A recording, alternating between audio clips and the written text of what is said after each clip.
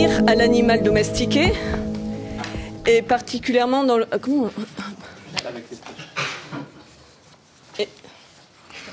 et particulièrement sur le pastoralisme. Et revisiter le pastoralisme et les parcours qui sont quand même un objet d'étude qui a beaucoup été étudié autour du concept des biens communs et des communs, pour les revisiter avec une approche nouvelle des communs, telle que définie au début. Donc, et pour reconsidérer le pastoralisme et son intégrité fonctionnelle, l'intégrité fonctionnelle des milieux, mais aussi de l'animal. Parce qu'on est vraiment à l'interface entre les milieux et les animaux. Tout d'abord, on se place dans le contexte qu'on reconnaît des limites des politiques publiques actuelles de modernisation de l'agriculture, qui ont conduit à une spécialisation des modes de production, des systèmes de production, et qui sont défavorables aujourd'hui, ou qu'on considère comme des contraintes pour promouvoir des dynamiques agroécologiques, donc des pratiques plus durables, et des multi-usages des espaces, quand on se situe sur ces espaces-là. Particulièrement, ces politiques ont toujours ou peu été adaptées au pastoralisme et n'ont pas permis de considérer ce qui est peut-être considéré comme un atout quand ça se passe bien, de son intégrité fonctionnelle. Et là, je parle sous le contrôle de Hubert, qui est que le pastoralisme pourrait être envisagé comme un ensemble d'éléments, animaux, pâturage, faune sauvage, humains, les produits et les services de ces animaux, en interaction et suivant un processus coévolutionnaire, interdépendant, en contexte d'incertitude. Donc notre objectif, c'est d'analyser les trajectoires des politiques publiques relatives au pastoralisme, et à travers toujours la double lecture proposée jusqu'à présent, qui est la gestion des risques et des menaces. Et là, des menaces, mais là, on va se centrer, parce que ce serait trop large, sur les risques climatiques, et notamment la fonction de mobilité, la particularité qui est d'être mobile, des animaux mobiles, pour gérer ces risques-là. Et dans un deuxième temps, les modes d'appropriation de l'espace, mais qu'on va considérer à travers les zones pastorales. Et discuter en quoi l'approche par les communs permet de revisiter l'intégrité fonctionnelle du pastoralisme. Alors, dans un premier temps, on va s'intéresser donc à la mobilité des troupeaux et la gestion des risques climatiques et des menaces climatiques. Donc on va vous proposer, alors bien sûr, on a très peu de temps, ça va être très réduit, mais on vous propose 3 lignes d'action, de revisiter cette gestion-là à travers 3 lignes d'action. Une première et 3 temps, trois façons d'action publique relative au pastoralisme, qui est une première période relative au déni des particularités du pastoralisme.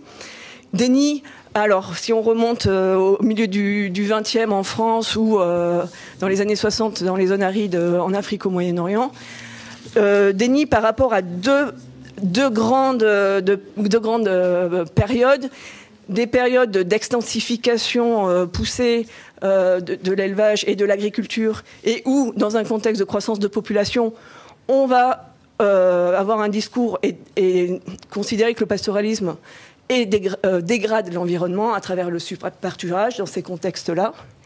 Et du coup, les politiques publiques vont être de promouvoir, je vais très vite, et aussi parce qu'il faut intensifier, de promouvoir une conversion des zones pastorales en zones cultivées, et à travers elle, une sédentarisation des populations, des animaux, et des investissements sur ces zones de parcours à travers surtout la plantation de ligneux.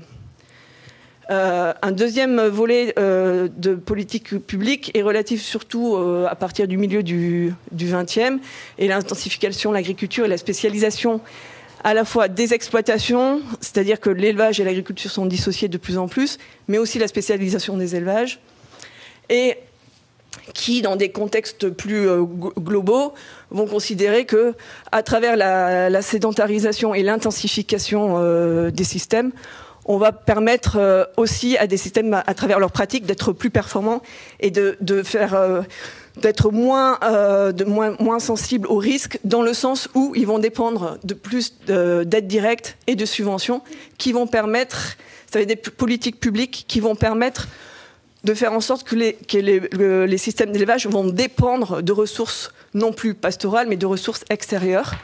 Et donc on va rentrer dans un... Alors je passe les détails sur ce qui s'est passé par exemple en Afrique du Nord avec les systèmes de subvention aux aliments bétail en période de crise climatique, mais un effet auto-entretenu d'intensification avec une dépendance de plus en plus forte aux aides alimentaires, une dépendance aux compléments alimentaires, un accroissement de la taille des troupeaux pour faire face au surcoût de ces intensifications et un effet entretenu de dégradation et intensification.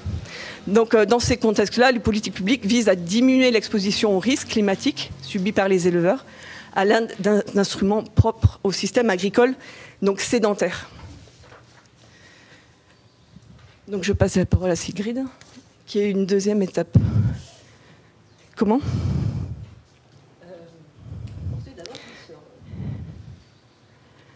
Pardon ? Le micro à celle qui parle. Ah oui, je suis censée continuer, d'accord. Donc, il y en a un petit problème. Donc, il y a un deuxième temps. Ah oui, pardon. Il y a dans les années 70, et là on va se concentrer. Alors, désolé, on va faire des petits zooms sur certaines zones, certaines périodes. Dans les années 70, il y a un renouveau et une prise de conscience des atouts du pastoralisme face à la gestion des incertitudes. C'est le début de la prise de conscience du changement climatique. Bon, on n'en est pas encore à la médiatisation, mais bon, ça démarre. Et les travaux qui y réfèrent ne font pas forcément référence à ce changement. Mais bon, on est dans un contexte où ce sont plus des incertitudes et où il y a un renouveau, alors un nouveau paradigme des parcours promu par des écologues pastoraux anglo-saxons comme Banky and Schoons, qui considèrent que du coup les milieux ne sont plus à l'équilibre et il faut plus du tout contrôler des taux de charge qui soient adaptés à certaines zones et donc on est plus sur le contrôle et on est plus à la prise de conscience d'une dynamique des écosystèmes et du coup dans ces contextes-là la mobilité est un atout, est une stratégie de gestion de cette variabilité et de ces fluctuations. Donc ça, c'est les bouquins, le livre de Niamir Fuller en 99. Et donc ça va légitimer quelque part le pastoralisme face à l'adaptation à des variations climatiques. Donc dans ce contexte-là, le droit va se saisir du pastoralisme. Dans les années 70 en France et dans les années 90 en Afrique de l'Ouest. Il se saisit du pastoralisme parce qu'il y a des revendications des éleveurs de montagne en France et des éleveurs nomades ou semi-nomades en Afrique de l'Ouest qui poussent le législateur à prendre en considération le pastoralisme. Donc diverses lois pastorales voient le jour dans différents États. Et la vocation des lois étant d'établir un cadre pour l'application de la politique nationale, naturellement, les définitions juridiques du pastoralisme vont varier d'un pays à l'autre. Parce qu'évidemment, le droit, quand il va se saisir du pastoralisme, la première chose qu'il va faire, il va en donner une définition. Et cette définition, elle va être dépendante de la politique que le pays veut mettre en œuvre dans le cadre de loi nationale. Ainsi, en France, par exemple, la loi pastorale de 1972 vise à faciliter le maintien d'activités agricoles à prédominance pastorale en vue de contribuer à la protection du milieu naturel et des sols, ainsi qu'à la sauvegarde de la vie sociale. Et ce n'est que, pour faire vite, il y a eu plusieurs étapes, mais ce n'est qu'en 2005 que la loi introduit la notion de mise en valeur pastorale et que l'espace pastoral ne se limite plus seulement aux zones de montagne, mais peut être envisagé ailleurs sur le territoire national. Un autre exemple, au Burkina Faso, le pastoralisme est défini comme toute activité d'élevage consistant à assurer l'alimentation et l'abreuvement des animaux par l'exploitation directe des ressources naturelles sur des espaces déterminés et impliquant la mobilité des animaux. Donc, autre type de définition, adaptée là encore au contexte national, s'appuyant davantage sur la mobilité. La mobilité qui pose certaines questions aux États indépendants d'Afrique de l'Ouest. Et donc, dans ce contexte-là, après avoir donné différentes définitions du pastoralisme et après avoir qualifié ce qu'étaient les activités pastorales, le droit va s'attacher aussi à institutionnaliser un grand nombre de choses et à poser des institutions déterminées. Des institutions telles que les terroirs d'attache au Niger, qui sont associés aux pasteurs. Pasteur, autre terme défini par la loi nigériane, mais pas par la loi française, par exemple, évidemment. Donc, dans tous les cas, les législations nationales permettant de prendre en charge les risques associés à la mobilité des hommes et des troupeaux contribuent à l'institutionnalisation des pratiques, laissant une marge de manœuvre plus ou moins importante aux acteurs locaux du pastoralisme. C'est bien à moi. Avec la médiation du changement climatique, donc là, on en prend beaucoup, médiatisation du changement climatique, donc là, vers le début des années 2000, et le rapport incriminateur de la FAO de 2008, Livestock Long Shadow, on considère que l'élevage émet des gaz à effet de serre, est une cause importante du changement climatique. Et donc l'élevage ruminant devient une menace pour la société. On considère plus, et dans ce contexte, il y a un double discours des élevages pastoraux qui, jusqu'à présent, devaient gérer des risques et s'en voient maintenant devenir les principaux acteurs d'une possible atténuation du changement climatique, un double discours relatif aux émissions de méthane entérique, et de dire que les élevages... Alors ça, c'est un discours plutôt scientifique qui s'est peu développé, mais qu'on voit quand même apparaître. C'est de considérer que les élevages pastoraux émettent plus de méthane que les élevages intensifs, et donc, du coup, on devrait promouvoir à travers une intensification de l'alimentation et un recours plus à des céréales, ce qui permettrait de diminuer les émissions. C'est un discours qui promeut une transition. Alors là, j'ai mis en parenthèse parce que c'est ce qu'on trouve dans le papier de Havlik, par exemple. Une transition vers des systèmes plus productifs, plus performants, moins émetteurs. Un autre discours est de surfer sur la vague carbone, si je peux dire ça comme ça, où on reconnaît que les élevages pastoraux, parce qu'ils se déplacent sur de larges espaces, peuvent représenter un potentiel de séquestration de carbone sur ces espaces pastoraux. Et comme avec le développement d'un marché carbone et des PSE, des paiements des services environnementaux et de marché, et d'incitation économique pour séquestrer ce carbone-là, de nombreuses institutions et de bailleurs y voient une opportunité de financer le pastoralisme à travers ces PSE carbone. Mais on fait très vite face, dans ces contextes-là, à un problème de définition des pratiques, et de questionner qu'est-ce qui cause cette désertification et cette dégradation des zones arides. Est-ce que c'est le front agricole et les agriculteurs, du coup, qui sont la première cause de la dégradation, ou est-ce que c'est le surpâturage des éleveurs? Et si c'est des acteurs de l'élevage qui voudraient promouvoir des PSE carbone pour pouvoir financer des pratiques plus durables, et qu'on considère que justement dans un milieu en déséquilibre, c'est pas forcément la mobilité et le pâturage le problème, mais bien la mise en culture de certains espaces. Voilà, ces carbones ne sont plus destinés aux éleveurs. Et de plus, les pâturages deviennent moins attractifs par rapport à des écosystèmes forestiers ailleurs. Et on revoit renaître le vocabulaire d'équilibre.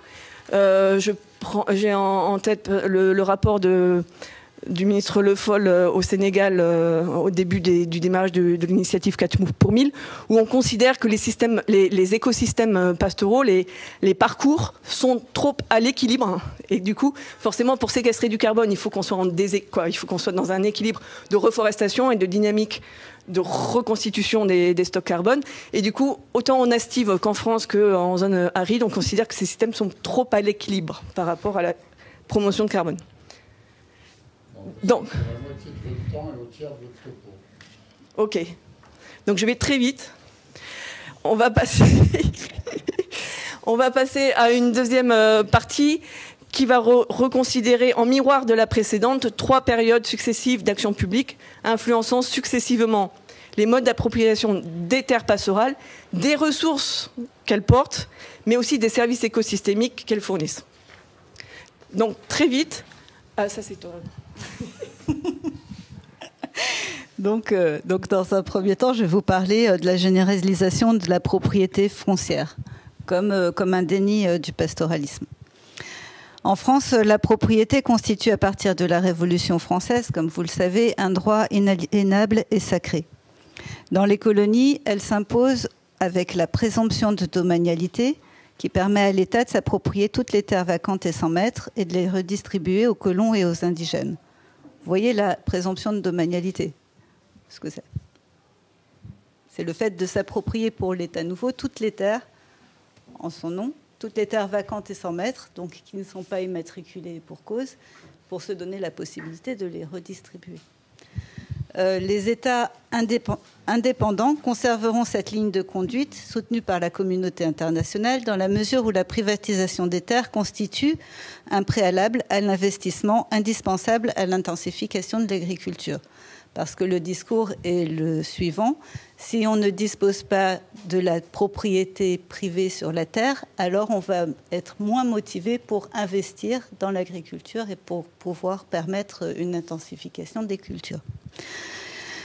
Dans ce contexte, les éleveurs nomades ne sont pas recensés ou constituent une population trop marginale pour se voir peser dans les décisions politiques. Les terres de parcours, ainsi, sont réduites. Elles sont peu à peu mitées par l'agriculture, voire plus tard par l'urbanisation. Elles sont aussi réservées aux espaces protégés ou appropriées par les élites. Enfin, les systèmes coutumiers sont remis en cause en plaçant les sociétés dans un pluralisme juridique souvent peu sécurisant, notamment vis-à-vis des migrants ou des investisseurs étrangers. La généralisation de la propriété foncière, qu'elle soit donc publique, donc appartenant à l'État ou aux collectivités territoriales, ou privée, se pose comme un déni du pastoralisme et conduit à la réduction des espaces et des ressources disponibles. Donc en 1968, l'article de Dardin paraît dans un contexte de guerre froide qui justifie le déploiement de l'aide américaine, de l'aide internationale, et où Horowitz, un anthropologue de l'USAID, considère que l'aide internationale déstructure les sociétés pastorales. Donc on assiste à un développement de deux modèles d'intervention, ou une réflexion autour de deux modèles. Un modèle plus promu par la FAO, qui est de promouvoir le développement de coopératives agricoles, qui serait une version moderne des organisations traditionnelles des pasteurs et désormais ouvertes au marché, mais qui, dans les pays où elles sont mises en œuvre, sont encore sous la tutelle de l'État, très fortement. Et face à ça, un modèle promu par la Banque mondiale qui est de lancer des programmes de soutien à des gestions communautaires et qui voit à travers elles la possibilité de contrer la vague collectiviste qui envahit l'Afrique et la promotion de démocratie libérale locale. Donc, dans ce contexte, le Common Property Resources Management Network est créé en 1984. Leonor Ostrom est membre de ce réseau et développe des études qui conduiront à son fameux livre en 1990, Governing the Commons, à poser les 8 principes de succès à une gestion communautaire des biens communs, et dont le premier est de délimiter les ressources et les usagers, le groupe. Ce principe, même s'il est envisageable dans de nombreux contextes, dans le cas des zones pastorales, se limite forcément, se heurte à l'absence de délimitation de l'espace, à des espaces qui sont beaucoup plus ouverts, et la pluralité des rôles sur ces espaces. On va y trouver des éleveurs rattachés à la communauté, plus ou moins selon qu'on passe ou pas. La mise en œuvre de ces principes par les organisations internationales conduisent à s'appuyer, par exemple, sur le HEMA ou les Agdal, dans les zones arides, Moyen-Orient, Afrique du Nord, qui sont en fait des parcours délimités réservés aux membres d'un groupe et qui, en fait, sont une forme traditionnelle de bien commun, mais qui constituent un sous-ensemble dans un ensemble ressources-communautés beaucoup plus large, où certaines de ces ressources pastorales de la communauté sont, elles, ouvertes aux membres extérieurs. Donc, et au niveau multiscalaire, où ces réseaux s'inscrivent dans ces échanges s'inscrivent dans des réseaux. Cette approche conduit ainsi à la confusion entre limite de la ressource et limite de la communauté, et au cantonnement territorial des acteurs et de l'élevage. Donc, de la même manière, avec les années 2000, là, on va avoir à se développer à nouveau le concept de service écosystémique avec le Millennium Ecosystem Assessment de 2005. Et avec lui, les terres pastorales ne seront plus seulement pourvoyeuses de services d'approvisionnement, c'est-à-dire des fourrages, des pâturages et des fourrages, mais aussi d'autres services écosystémiques comme le carbone, la biodiversité et les paysages. Le rôle des éleveurs n'est donc plus de gérer des biens communs, mais bien de fournir des biens publics, rémunérés à travers des programmes de PSE ou de mesures agro-environnementales en Europe. Même si certains paiements sont contractualisés par des collectifs, tels que les MAE par les groupements pastoraux en France, ils restent dans leur conception des compensations surfaciques à des coûts d'opportunité individuels qui, on ne va pas s'étendre ici, conduisent à une gestion très peu adaptée, à une gestion intégrée et à des espaces naturels fortement hétérogènes. L'adoption par les bailleurs internationaux, y compris l'Europe dans le cadre de la PAC, la future PAC 2020, du concept de paiement basé sur les résultats et non plus sur les moyens, sur les pratiques, ne peut que renforcer un processus de filiérisation à des filières environnementales, conduisant, on le voit déjà en Europe, à certaines formes de nouvelles spécialisations des élevages. Ce n'est plus des élevages orientés vers le lait, la production de lait ou de viande, mais à fournir des paysages avec l'éco-pastoralisme. La rémunération des services environnementaux se traduit aussi par la création de charges foncières induisant des obligations de faire et de ne pas faire, et dans certaines activités sur le terrain visé. Ces dernières sont susceptibles de se traduire par la mise en place de nouveaux droits réels qui, dans les anciennes colonies, nécessiteraient la généralisation des régimes de propriété foncière dans un contexte de pluralisme juridique. Ce processus se heurte aussi à des difficultés d'identification des ayants droit aux éventuels paiements et induisent des coûts de transaction importants qui remettent en cause la viabilité du dispositif, alors même que la sécurité juridique et l'efficacité environnementale de ces dispositifs sont critiquées. Donc, l'approche par les communs. L'approche par les communs nous a permis de faire une relecture de la mise en œuvre des politiques publiques associées au pastoralisme. Elle va maintenant être mobilisée pour identifier des pistes d'action visant à une meilleure considération de l'intégrité fonctionnelle du pastoralisme par les politiques publiques. Donc, tout d'abord, faire valoir les spécificités pastorales. Nous considérons que les spécificités des pratiques pastorales sont la mobilité d'une part et le multi-usage des terres d'autre part. Si l'on mobilise l'approche par les communs pour promouvoir l'intégrité fonctionnelle du pastoralisme, cela nous conduit d'une part à remettre en cause la gestion managériale et individuelle de la production agricole, et par ailleurs, ceci nous conduit à promouvoir une gestion adaptative propice à la transition agroécologique. Ainsi, il est possible d'identifier dans des situations données des communs pastoraux. Les communs à vocation pastorale donc vont être révélés par les pratiques d'une pluralité d'acteurs engagés dans des actions collectives pour accéder à des ressources partagées, telles l'eau, le fourrage, un espace, un abattoir, une fruitière, un label, etc.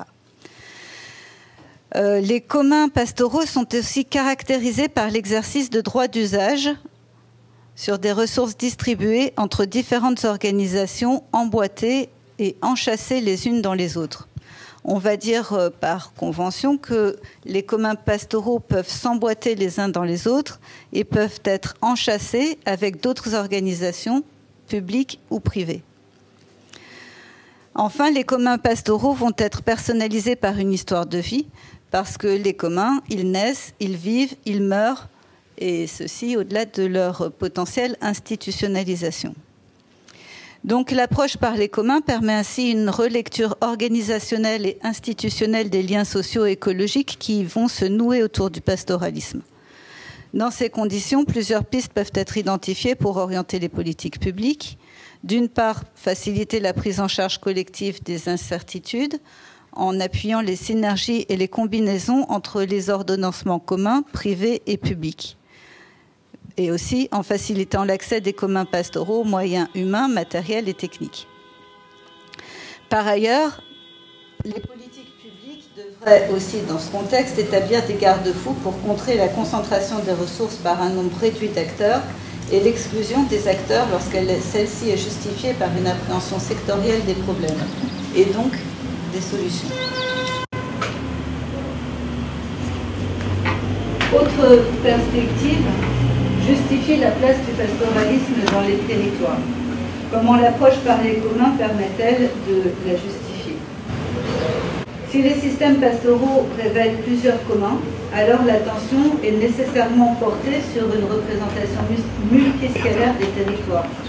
On a les territoires des propriétaires ruraux, les territoires des exploitants agricoles, du forestier, les territoires des collectivités territoriales, des espaces protégés, des administrations déconcentrées, voire le territoire de l'ours ou du loup.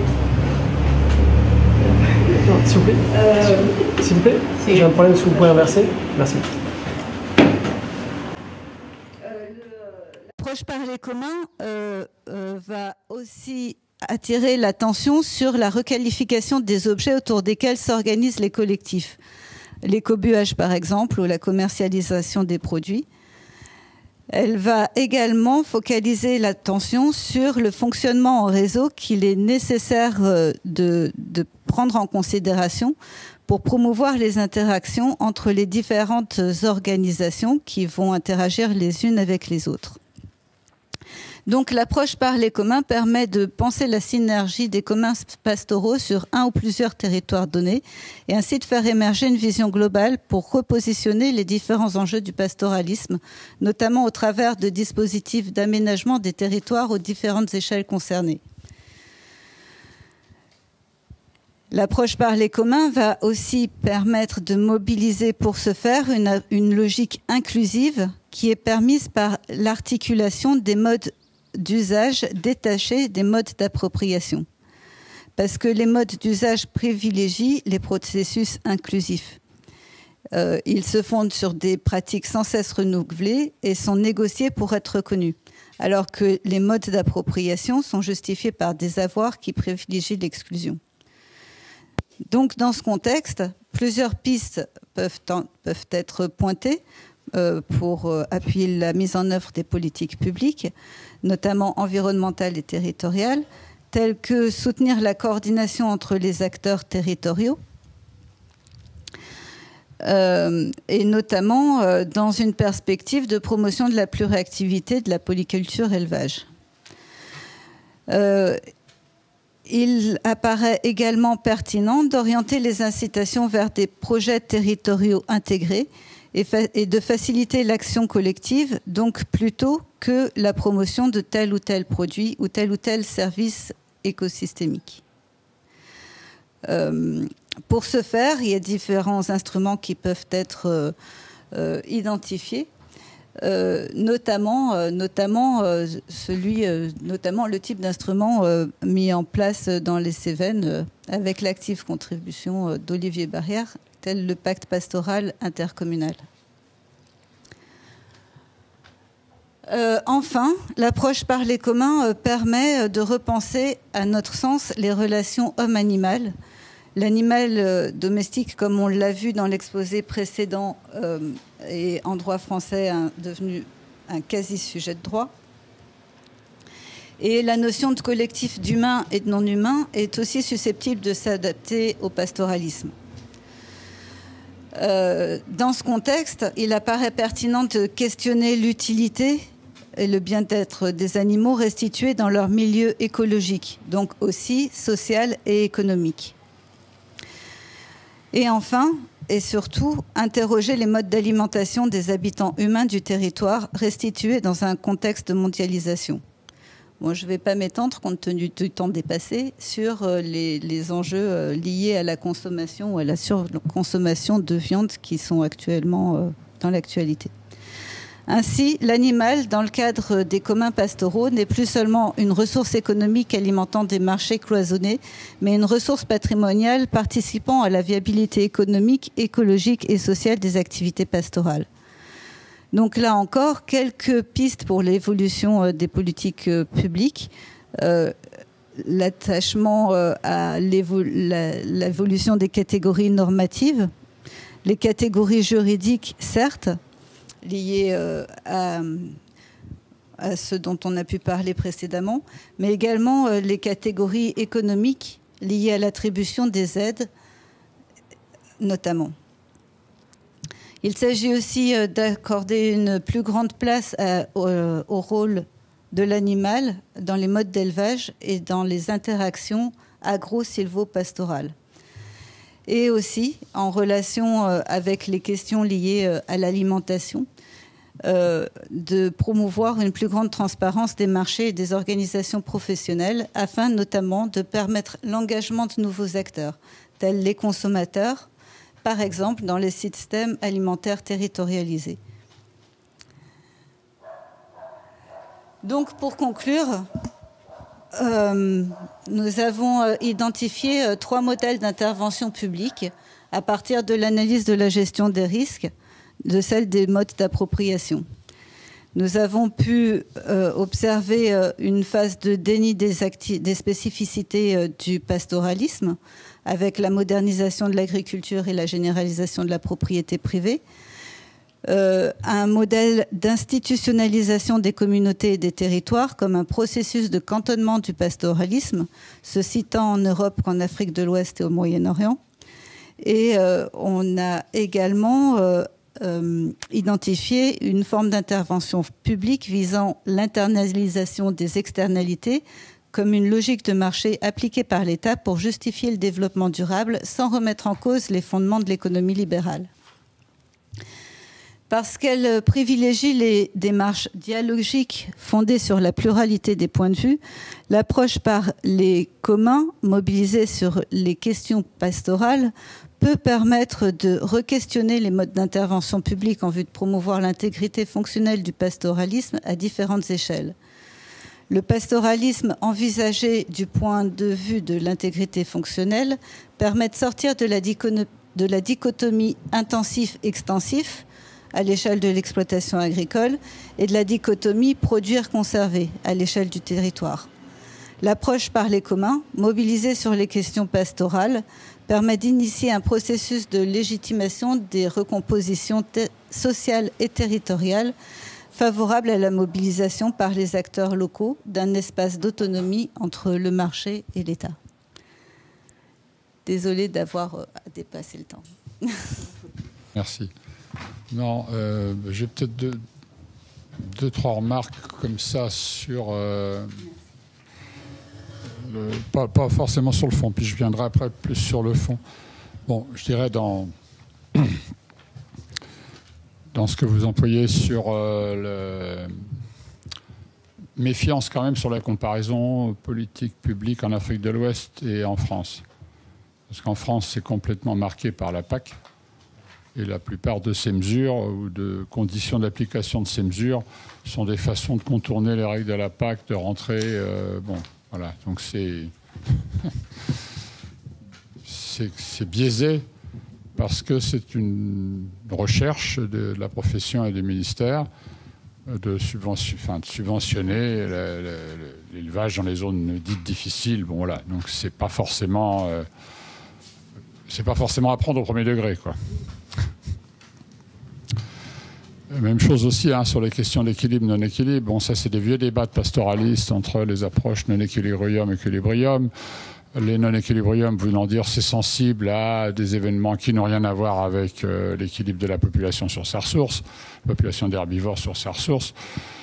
Évidemment, ça, c'est pas commensurable à la mobilité, quoi. À partir du moment où les animaux peuvent circuler, aller chercher des capacités de charge qui permettraient un équilibre, ça n'a pas de sens, parce que de toute façon, la mobilité, elle est aussi dans des espaces, et ça, vous l'avez bien dit. Après, bon, oui, alors, on va rentrer un peu plus sur menaces, là. Menaces, risques. Alors moi, je ne sais pas, vous avez essayé de... Peut-être que vous avez raison, mais je ne suis pas sûr, quoi. Vous dites, au début, les mesures, elles ont été faites pour protéger contre les risques climatiques. Bon, il faut se méfier de cette expression-là parce que maintenant on peut parler de ça, mais en gros c'était de la variabilité climatique et c'était des systèmes qui étaient adaptés à la variabilité climatique. Et je pense que la menace, c'était les populations nomades. La menace pour le pouvoir politique, pour le colonisateur, pour les pouvoirs indépendants, c'était pas protéger les pasteurs contre le risque climatique, c'était ces gens-là qui circulent, qu'on ne contrôle pas. Et qui plus est, qui circulent éventuellement d'un pays à l'autre, enfin, du temps des indépendances, qu'à voir ce qui s'est passé en Mauritanie, ce qui s'est passé... Bon, voilà, je veux dire, donc c'était... La menace, pour moi, elle était plutôt là. Hein. Et d'ailleurs, elle est toujours là. Parce que s'il y a des gros programmes de la Banque mondiale, de l'AFD sur la zone sahélienne, c'est pour la question de l'insécurité politique et du terrorisme. C'est pas pour protéger les Touaregs ou les Peuls du risque du changement climatique. Hein. Voilà. Donc, et ça, c'est peut-être à remettre peut-être déjà dans la discussion plus transversale sur une partie de l'après-midi. Voilà. Et voilà, ça c'est ce que je voulais dire là-dessus. Maintenant, plus sur le fond, si je peux dire, pour reprendre peut-être des choses, je ne sais pas si c'est ça que Vincent de Victor voulait dire, mais donc de sortir de l'anthropocentrisme, que moi j'appelle le dualisme, hein, sur une vision de l'homme extrait de la nature ou de son environnement. Du coup, je pense qu'il faut se méfier aussi de l'expression les non-humains, parce que c'est un espèce de paquet latourien. Bon, ça fait bien, mais c'est d'une imprécision. Enfin voilà, c'est facile et imprécis. On a construit, par contre, la pensée moderne, elle s'est construite sur justement cette dichotomie forte entre l'homme, hein, et sa capacité cognitive. Hein, donc il suffit de « je pense donc je suis », le reste étant qui ne pense pas. Quoi, hein, voilà, le reste du vivant, humain, non-humain, tout ce qu'on veut, ça ne pense pas. C'est différent de l'espèce humaine, qui est la seule capable de produire de la connaissance justement sur le reste du monde. Et ça, bon, c'est ontologique. Les visions... alors qu'il peut y avoir derrière, enfin qui peuvent permettre de, et c'est cette vision ontologique qui porte l'état actuel du regard sur les animaux, sur les systèmes de production, sur la biodiversité. Enfin, c'est aussi en décrétant la catégorie biodiversité sans nous, quoi. Enfin bon, du coup, on a besoin de 3 questions pour bien comprendre de quoi on parle. On parle bien de la biomasse, de vertébrés terrestres. Enfin oui, bon, voilà, on rentre dans ces catégories de la pensée moderne.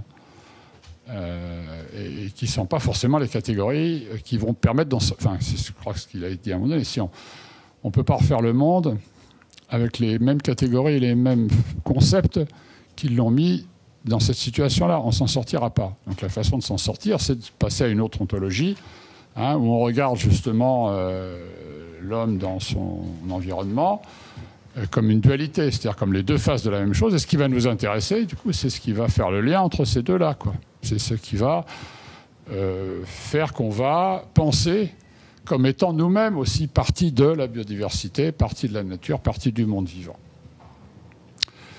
Et c'est peut-être ça qui peut permettre de voir les choses autrement, y compris justement sur le pastoralisme, sur...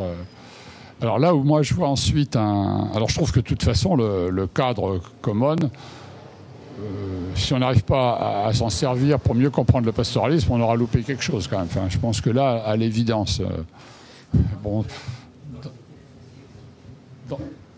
dans l'exposé de Muriel, on l'a quand même cherché dans la dernière diapo et peut-être dans les 2 dernières lignes de la dernière diapo. Je pense que sur le pastoralisme, bon... il faut quand même voir si ça peut aider à le voir autrement. Justement, eh bien, on dit bien le pastoralisme, c'est-à-dire, ça, tu l'as dit aussi au début, c'est l'ensemble, quoi. C'est l'ensemble en interaction. Hein.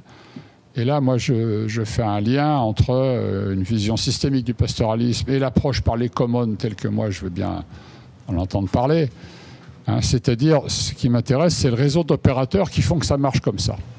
Et c'est pas des choses, justement, c'est pas en réifiant les animaux ou les hommes ou les ressources, bon, qu'on s'en sortira. C'est en prenant ça comme des opérateurs en interaction. Et c'est cet ensemble d'interactions, hein, qui fait que ça marche Et je pense, moi, enfin, c'est comme ça que je l'interprète, ou que je voyais l'intérêt de cette journée, de cette rencontre. Et c'était bien de se dire, est-ce que les commons, ça ne peut pas amener à regarder les choses comme ça, hein, c'est-à-dire, c'est justement, c'est multiscalaire, c'est enchâssé, et on ne va pas chercher par regarder quelles sont les boîtes et comment ces boîtes s'articulent, sont hiérarchisées. On va regarder comment ce qui génère la fonctionnalité de l'ensemble. Donc, moi, je dirais la notion d'intégrité fonctionnelle, c'est plus une approche, une façon de regarder les choses que l'intégrité fonctionnelle de l'écosystème ou de l'animal. Elle s'oppose donc à la vision qui viendrait du regard dualiste, qui considère qu'on va regarder justement les ressources comme un stock qu'on va exploiter par des technologies. On va, si le stock est en péril ou épuisable, on va voir améliorer le rendement de la technologie, ou changer de technologie, ou carrément changer de ressources. Il n'y a qu'à voir ce qui s'est passé dans le domaine de l'énergie. Si on passe à une vision en termes d'intégrité fonctionnelle, les ressources, elles ne sont pas données, ce n'est pas un stock, les ressources, c'est ce qui va émerger. Donc moi, je ne dirais pas comme que l'animal passe d'une ressource économique à une ressource patrimoniale. C'est-à-dire que l'animal, c'est typiquement l'opérateur qui fait la médiation entre les sociétés d'éleveurs et le milieu. C'est-à-dire c'est lui qui fait de la ressource avec de l'herbe.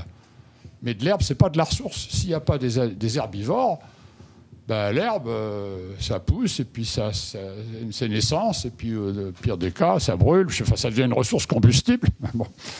Donc, la végétation, elle ne devient ressource justement que parce qu'il y a un opérateur herbivore. Donc la ressource, la végétation, c'est quoi elle-même? C'est l'opérateur qui transforme la photosynthèse, enfin, l'énergie solaire et les éléments minéraux en matériaux. Ce matériau, nous, à part les gens qui sont bêtes à bouffer du foin, je veux dire, on n'en fait rien. Donc on élève des animaux, des herbivores, des ruminants. Un ruminant, c'est quand même génial, quoi. Ça transforme de la cellulose en lait et en muscle et en graisse. Bon. Mais je veux dire, c'est ça, c'est ça qui fait système. Donc je pense que... Et c'est là qu'on découvre que, du coup, effectivement, on ne va pas se limiter... la limite, elle n'est pas donnée. La limite, elle est par le projet qu'on a de ce dont on veut rendre compte. Et voilà, alors après, c'est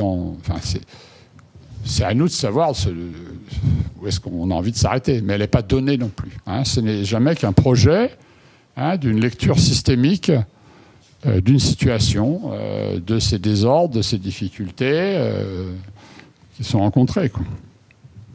Et moi, je pense que de ce point de vue-là, pour moi, si la vision une certaine vision des communs, parce que je pense qu'il n'y en a pas 36 000, enfin il y en a 36 000, pardon, justement,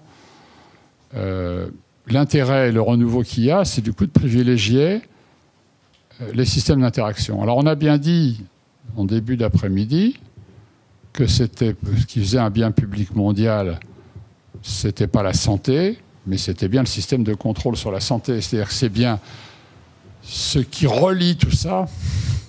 C'est ça je pense que c'est ça qui peut changer le regard, quoi. C'est de regarder, d'étudier, pour nous, chercheurs, comment c'est constitué, comment se légitime, comment se nourrit, ce qui fait justement ces liens et ces nouveaux objets. Là, dans ce cas-là, c'est nouveau. Voilà. Pastoralisme, c'est moins nouveau.